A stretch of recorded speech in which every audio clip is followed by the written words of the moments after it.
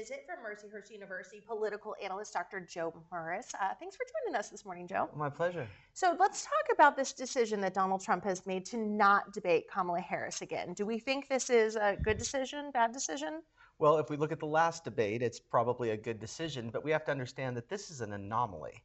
Normally, presidents like to have the last word, the final word, just before an election. But here we have Donald Trump allowing J.D. Vance to have the final word for his candidacy. So this should be an interesting time. J.D. Vance is a formidable debater.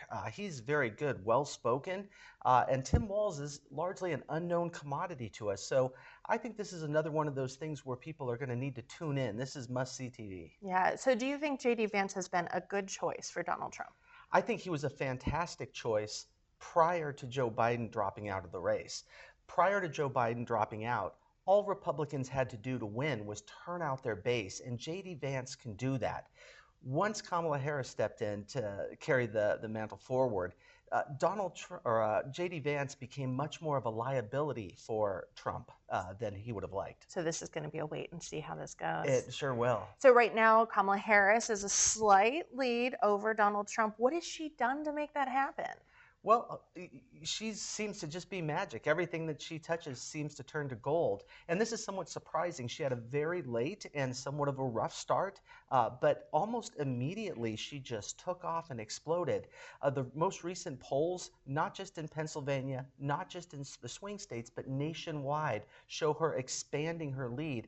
And her favorability has gone up 19 points over just these few weeks she's been in the campaign. And we have 43 days to go until election day. Things always can change. What could shift that momentum? There is always a surprise. And so far, the surprises we've seen have worked against the Republicans. But that's not to say that something isn't just right around the corner. These races tend to go down to the very end.